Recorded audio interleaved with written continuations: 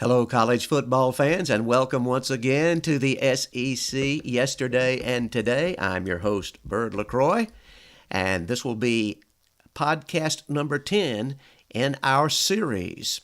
And today, we're going to be talking about the Deep South's oldest rivalry, the Georgia Bulldogs versus the Auburn Tigers. And this year, Georgia and Auburn will square off in Auburn at Jordan-Hare Stadium. The game will be televised on CBS, and the broadcast will take place at 3:30 Eastern Time, 2:30 Central.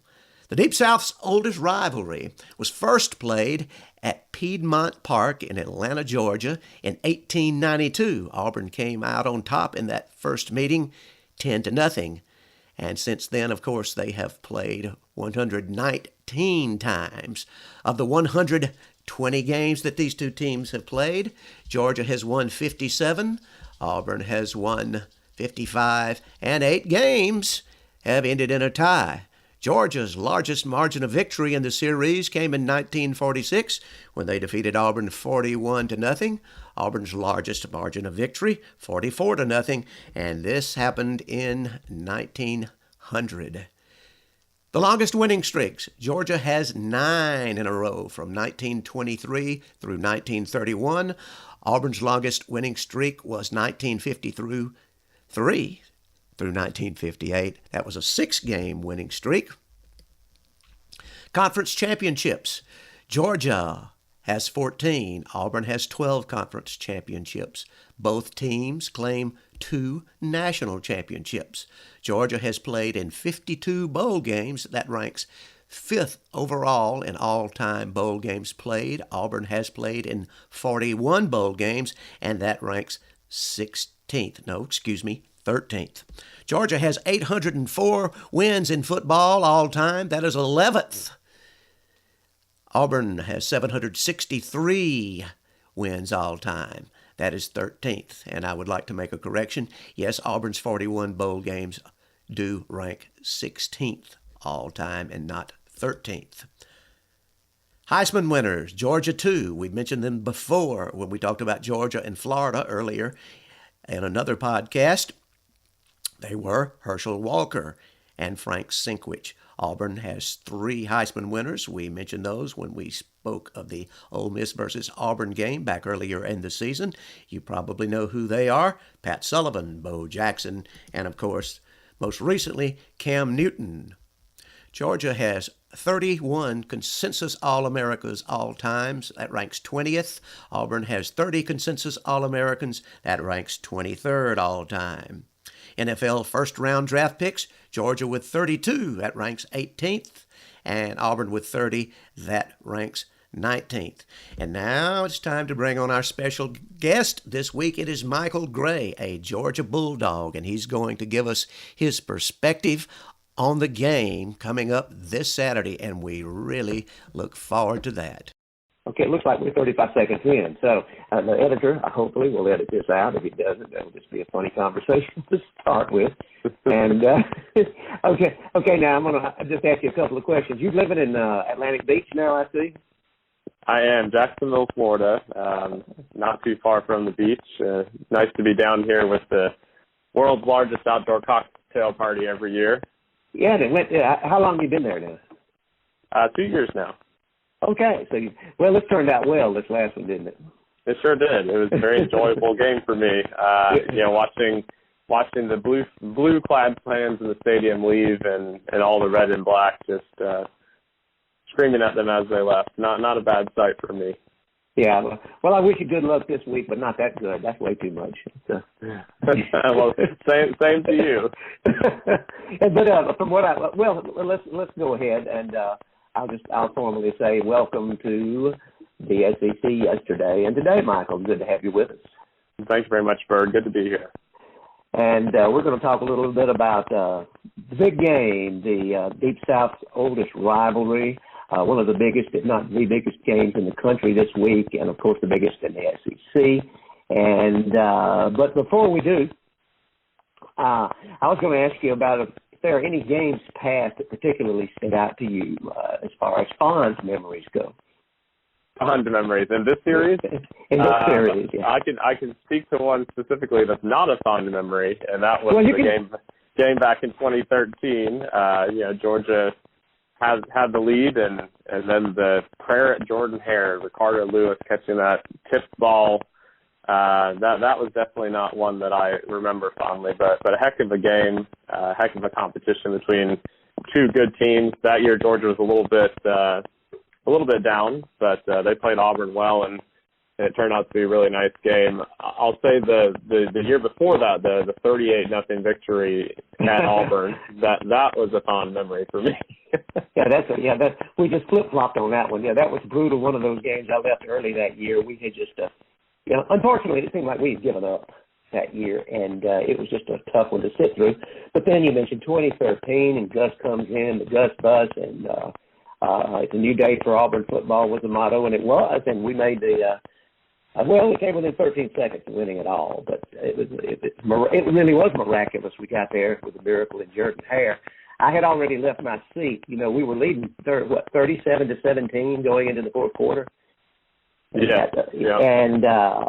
And talking about stunned and angry, and I had already gone into down the tunnel and out into the concourse and was going to watch the rest of it on television out there, and then make my dash to the car without having to interact with the crowd. I've done that my fair share of games. I understand.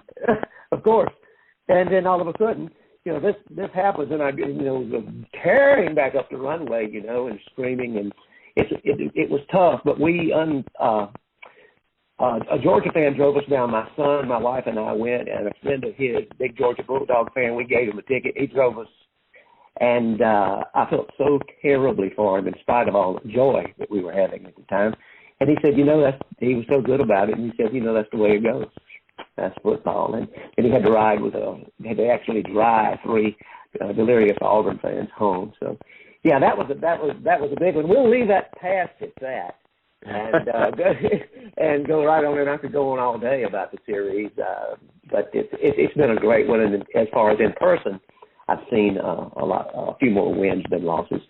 But Georgia has come on strong as of late and won. How many out of 9 of 11? Is that 9 of 11? Yeah, it's been 9 of 11 of the last 11 games, and 7 of 11 of the last 11 games played at Auburn. Yes, the series was one of those, like Auburn, Texas A&M now, that the visiting team seemingly won every year. And back and forth, Auburn would win between the hedges, and then Georgia would come to Auburn. Right. It's an interesting switch when Georgia had to play at Auburn 2 years in a row recently. They split those games, but since then, Georgia's won 3 in a row. And I think, this year going in, they've got a lot of confidence, and for good reason. But this is one of those games that I think is going to be back and forth. I think it's going to be close. I think it's anyone's game. I do too. I think the betting line reflects that. There is one really surprised me. I would call it 50-50. And but so as we talk about the upcoming game on Saturday, I'm going to let you go ahead and do some talking points on how you see this thing going as far as Georgia being able to come home with a victory.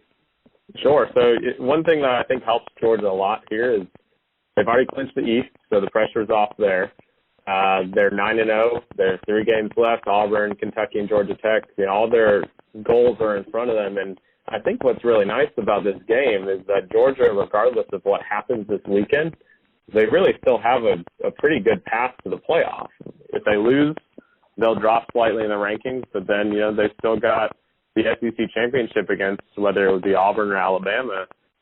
And if they win that game and win out the rest of the way, I think they're pretty much a lock to the playoffs. So they can play a little bit looser this weekend and have a little bit more of a relaxing time with the knowledge that, regardless of whether they win or lose, they still have a chance to have a really special year. And one thing that also helps is they've been battle tested on the road this year. They went out and they played the Notre Dame team that no one really knew how good they were. And when I watched that game for Notre Dame, I thought we squeaked out a win against a so-so team that was coming off a rough year, but they've proven to be the real deal, which makes that win in South Bend with a true freshman making his first start a heck of a victory. So I think that helps out with the road warrior test, and I don't think they'll let that atmosphere at Auburn get the best of them.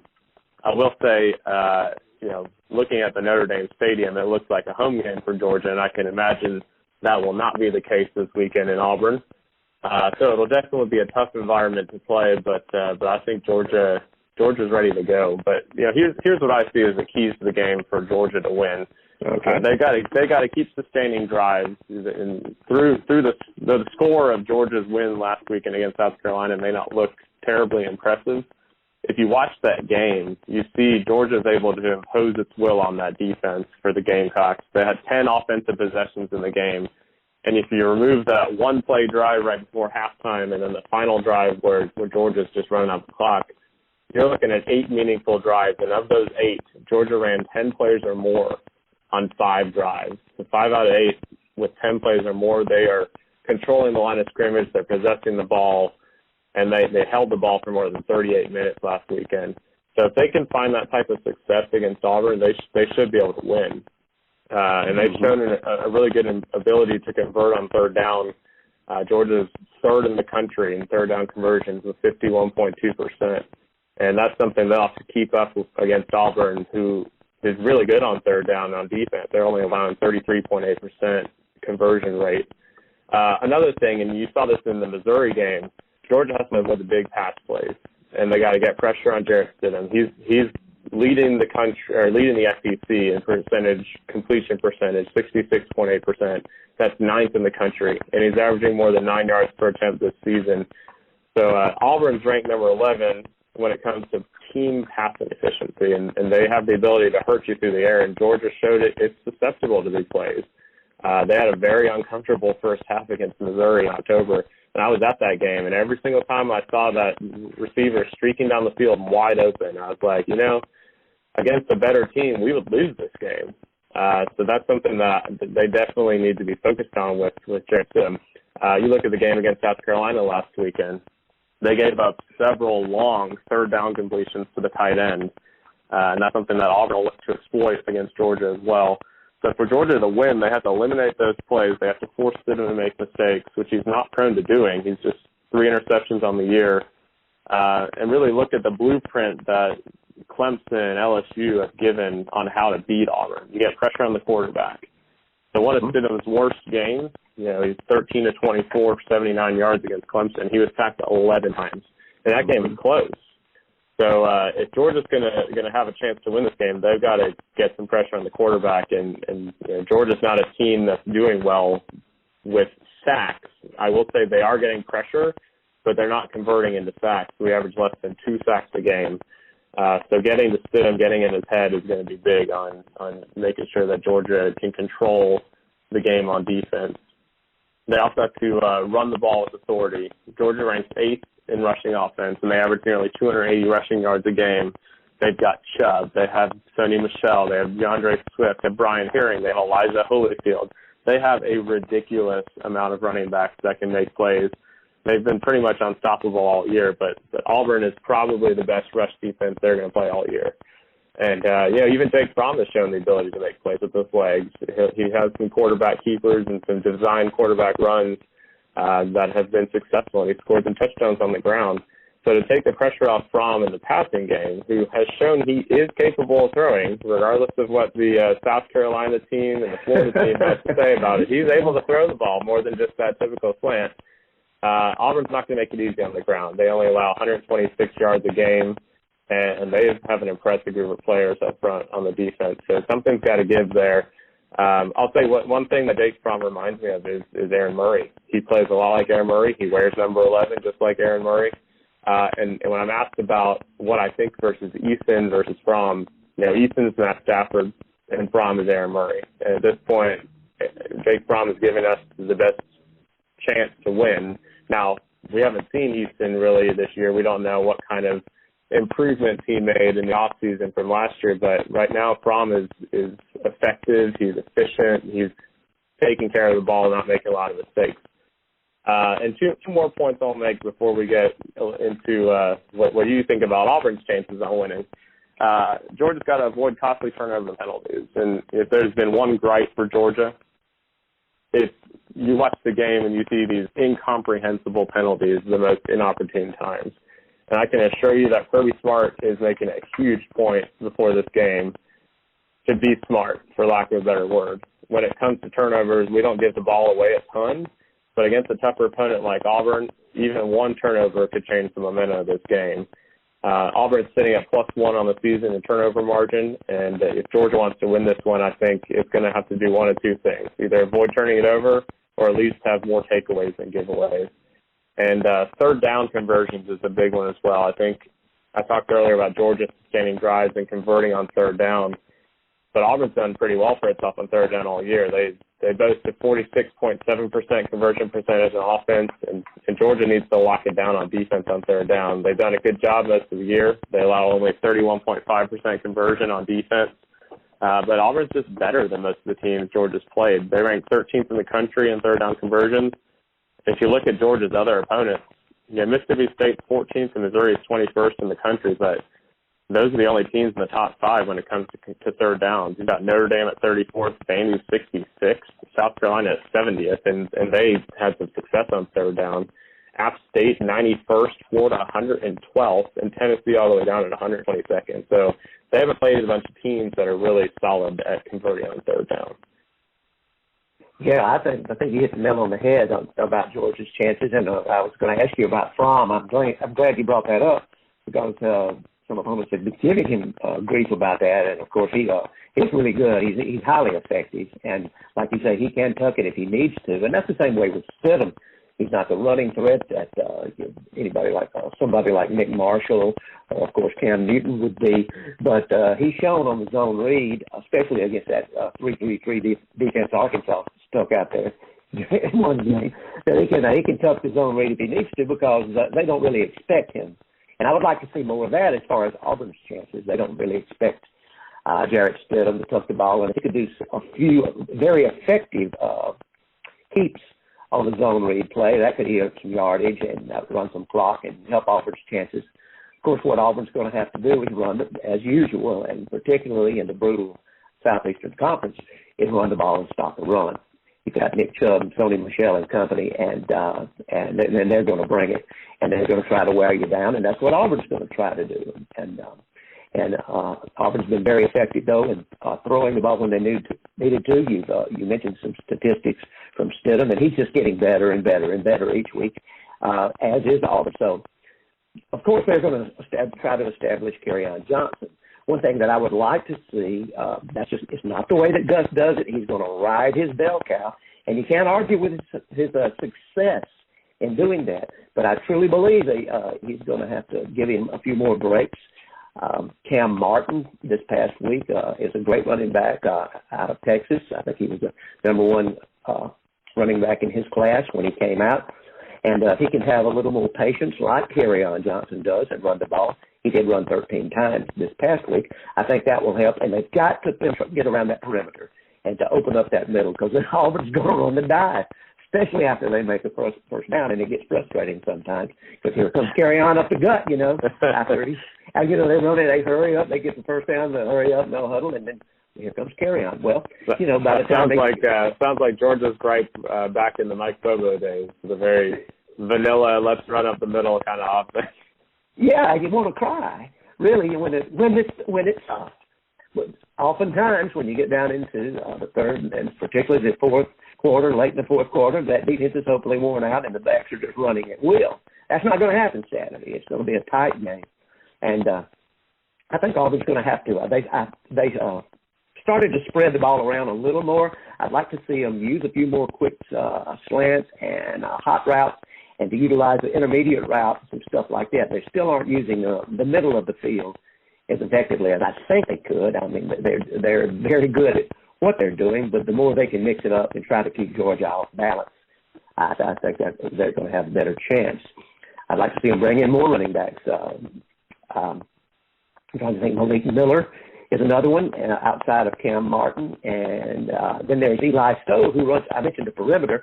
If they can get Stove on the perimeter and some other guys, then that's going to help open that middle up that I was talking about.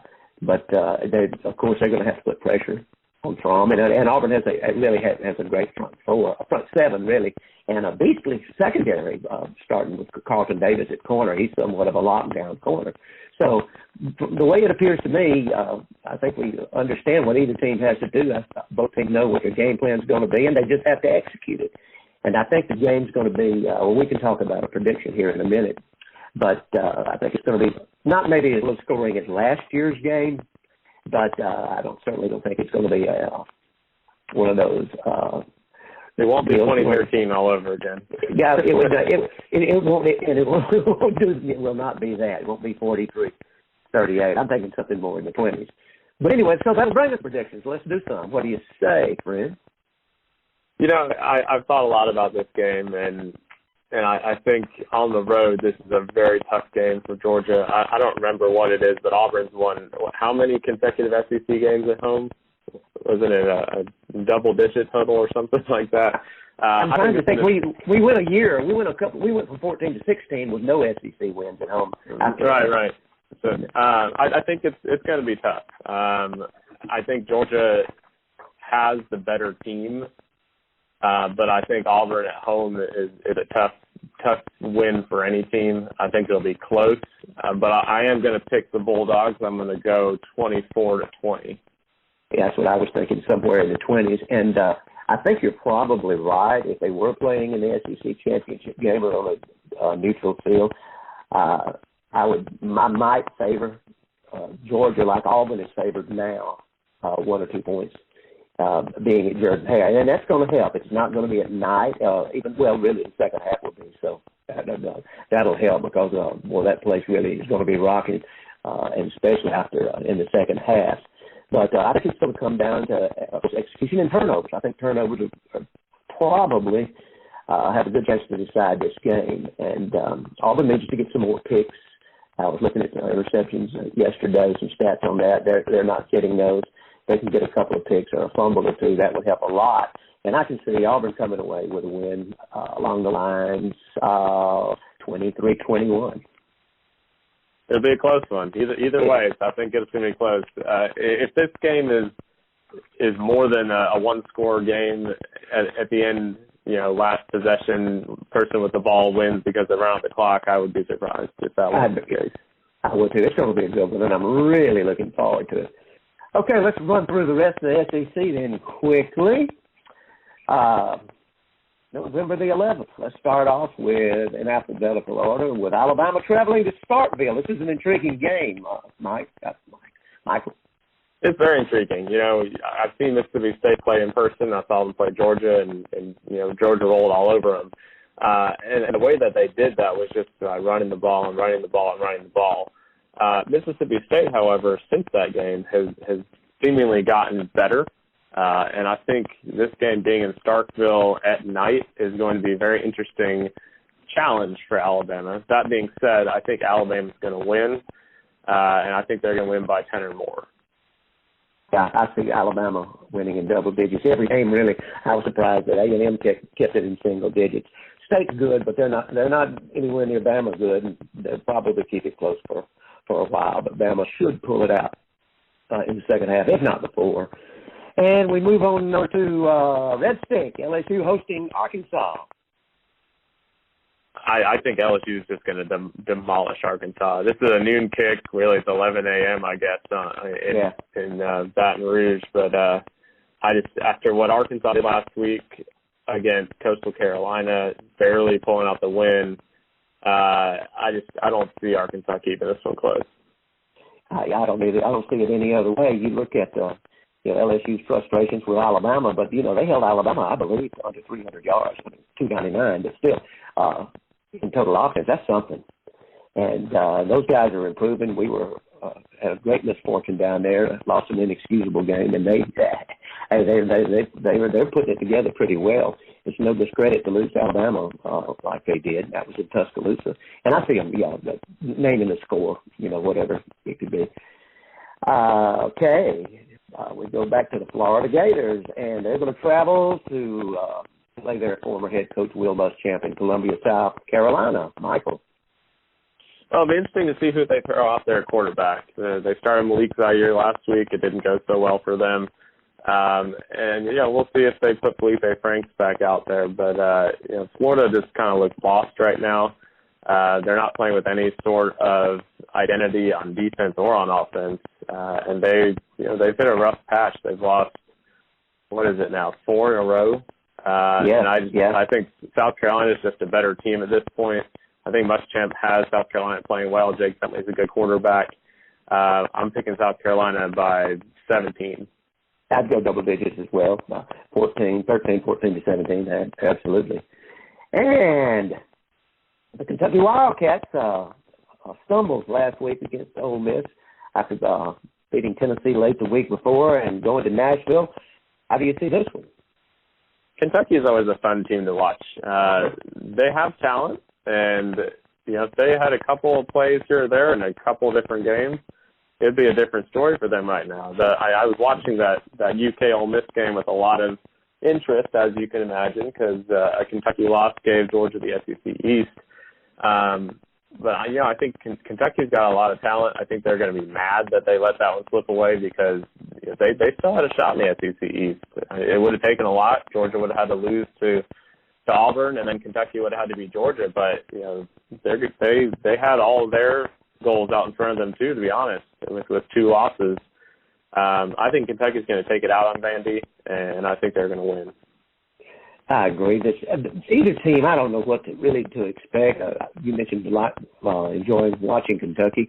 I do too, and Derek Mason's doing what he can. It seems at Vanderbilt they picked up a win last week against Western Kentucky, but I see the Cats bringing home the win in this game. Also, this game, on first look, maybe shouldn't be difficult, but Louisiana Lafayette travels to Oxford against the up-and-down Ole Miss Rebels. And my goodness, they pulled out one in Lexington last week. What about this one?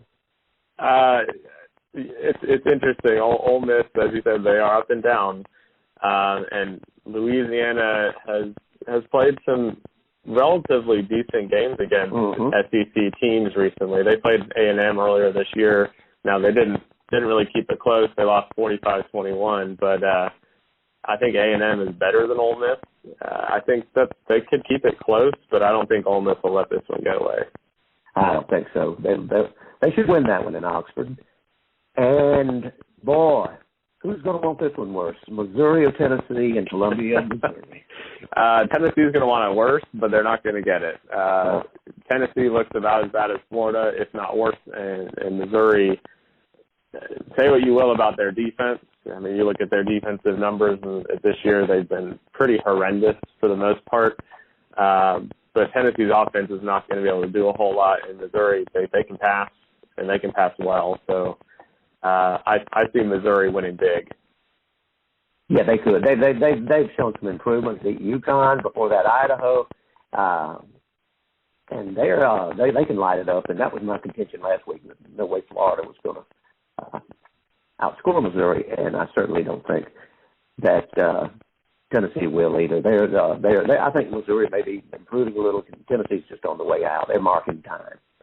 Okay, not necessarily a big one, but New Mexico Lobos travel to College Station in Kyle Field. Michael? Yeah, New Mexico is on a 4-game losing streak, and most of these games, 2 of these games were blowouts. They lost 38-0 at Fresno State, and they lost 42-3 at Wyoming. It looks like they don't play very well on the road. I can't speak with too much knowledge of New Mexico. I've not watched them play, but I don't see any way that they would come into College Station and beat Texas A&M. No, I don't see any way either. And so that'll wrap it up for our predictions and pretty much our show. And again, I want to thank you for coming on and giving us some great insight, Michael. I do appreciate it. And once again, good luck to you and your Georgia Bulldogs. Well, thank you, and good luck to Auburn. It's going to be a good game. Now, I do want to ask, how do you feel about this Notre Dame-Miami game? Wow. Now, where is it again? It's been played in Miami, I believe. Yeah, it's fine. I see Notre Dame. What do you think? You think so? Yeah, it's interesting. Miami, they've been squeaking things out all year. They're undefeated. Mark Richt has been playing with a little bit of a belief, but This one's hard for me. I as a fan, I'm not even sure who to root for. I understand. But if I'm thinking of it from an analyst perspective, I agree. I think Notre Dame will take care of Miami. I don't think they can keep that magic up, even though it's at home. Notre Dame has just been steamrolling everybody since they played Georgia.